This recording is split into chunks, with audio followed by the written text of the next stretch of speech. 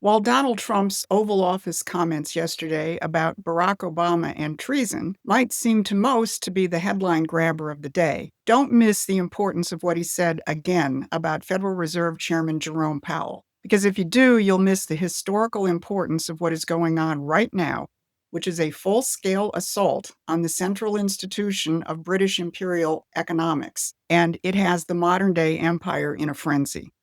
Yes, the material released by DNI Director Tulsi Gabbard, which puts Obama in the political crosshairs, is explosive. But as Victor David Hansen said, this was a three-year project to overturn the will of the American people and to destroy administration.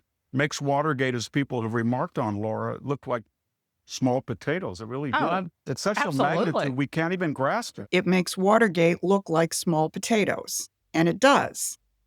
And Hansen's reference to Watergate is actually an important reminder because while it's absolutely necessary to fully expose the Trump chapter of the deep state's assault on our nation, we have to expose all of the chapters of such operations, including Watergate, presidential assassinations, and economic subversion.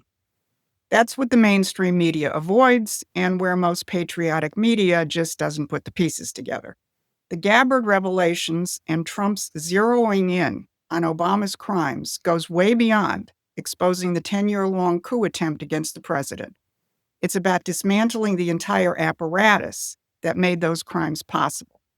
This is Susan Kokinda, and I was in Washington during Watergate, meeting with people on Capitol Hill and in the White House, trying to stop the coup against Richard Nixon. But the deep state, with its media arm, acted with impunity and have gotten away with it for over 50 years, dismantling our economy and dragging us into wars. Here's what we'll cover. First, we'll look at the Obama revelations from the standpoint of the role Obama played in keeping the globalist system intact during the 2008 meltdown. Second, how Trump and his team are preparing the American population for the biggest economic fight in 100 years. And third, the advances that have already been made in restoring American economic sovereignty, and how you can play a vital role in making that happen. Because this is a fight that Trump can lead, but to win, he needs you on the battlefield with him, not being distracted by every twist and turn of the news cycle. We're the veterans in this fight, and Promethean Action will provide you with the intelligence, the history, and the strategy to reclaim our nation's economic sovereignty. So go to our website and subscribe to our free newsletter. So let's start with what Trump said yesterday about Obama in the Oval Office. After what they did to me, and whether it's right or wrong, it's time to go after people. Obama's been caught directly. So people say, oh, a group. It's not a group.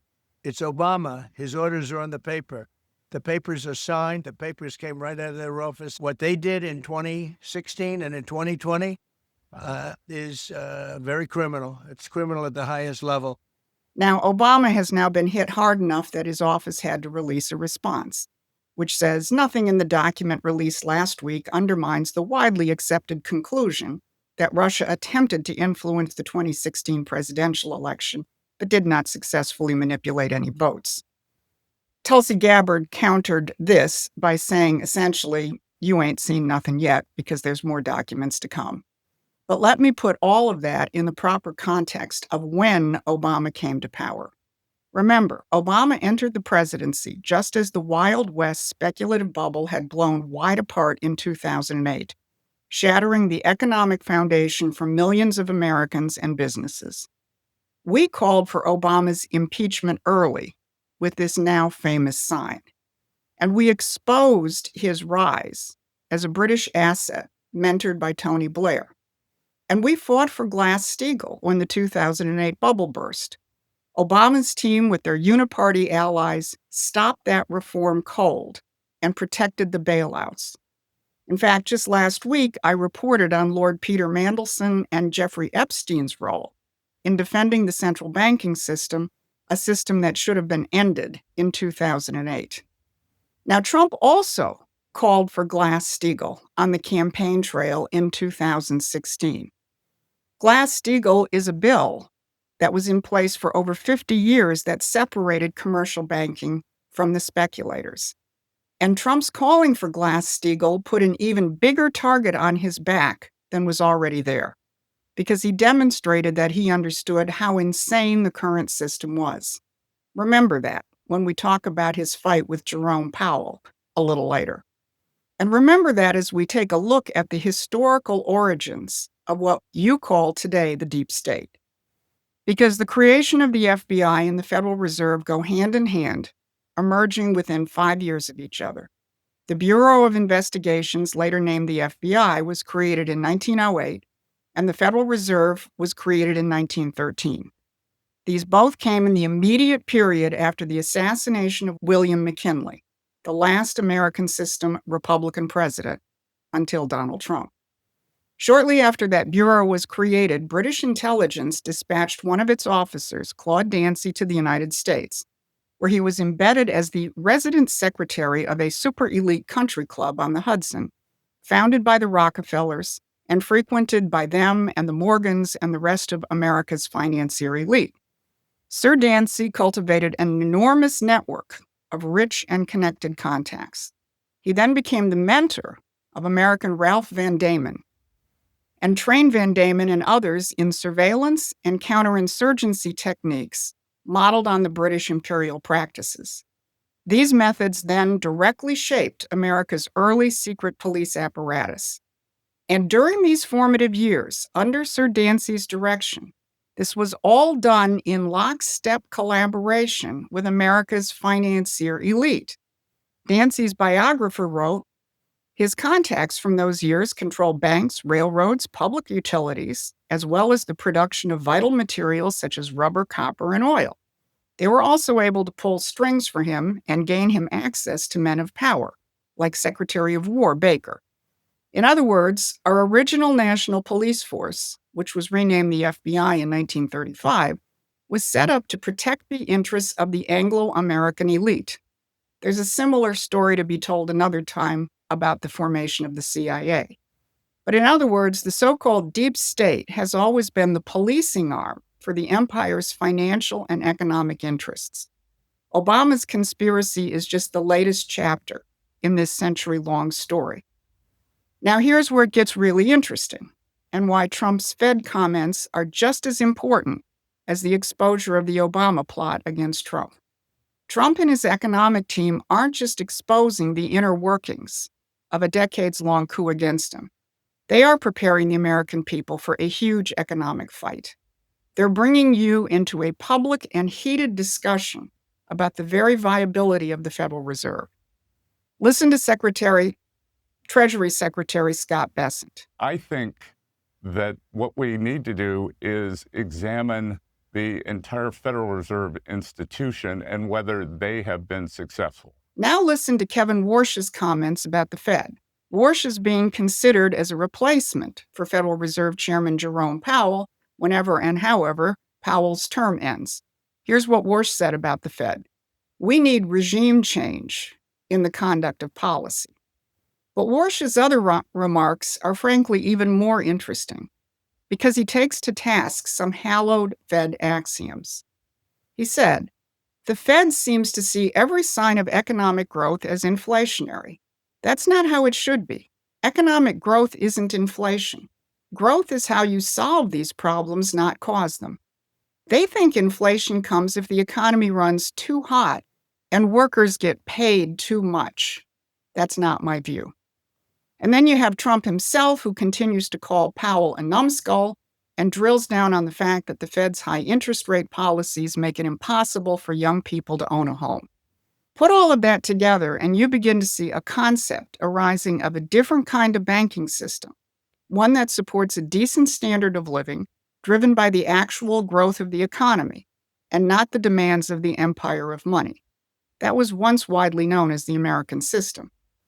Now, Judy Shelton, who was nominated for the Fed in Trump's first term but wasn't confirmed, tiptoed a little closer to the question of the constitutionality, or really the unconstitutionality of the Fed. She said, I don't think it is the role of the Fed to stand in judgment of the economic policies of an elected president. It violates the norms of democratic government to have the head of an agency who is so powerful they can't be fired. Now, in that same CNBC interview, she pointed out that the Fed has been paying hundreds of billions of dollars to private banks for parking cash reserves at the Fed rather than investing in the real economy. Think about that. They're literally paying banks not to invest in productive activity. And the question of productive activity and growing our way out of our deficit crisis and the need to have institutions that support that has become a driving theme of Trump and his allies. This is exactly what William McKinley understood over 120 years ago, that the financial system should serve the productive economy, not the other way around. Trump is bringing back the American system that built this country into an industrial powerhouse. Now, we just hit the 6-month mark of Trump's second term, and the White House put out a series of statements marking the enormous strides that have been made in that direction. Or look at the Energy and Innovation Summit, which Trump presided over last week in Pennsylvania, where they heralded $92 billion in investment and the creation of tens of thousands of good-paying jobs. Manufacturing jobs are returning, wages are rising, and more importantly, young people are finding hope again. I had a perfect example of that just last week when I was speaking to a Republican precinct delegate meeting in Michigan. I referenced the Trump administration's commitment to create 1 million skilled apprenticeships for young Americans when a delegate interrupted and reported that her grandson, who had been working as a marijuana chef, yes, that actually is a thing, is now in one of those skilled trade apprenticeship programs, and told her, "I've never been happier. Now I'll be building things." That's the difference between the financialized gig economy and a real producer economy. Instead of making new flavors of weed, this young man is now part of Trump's economic and cultural transformation.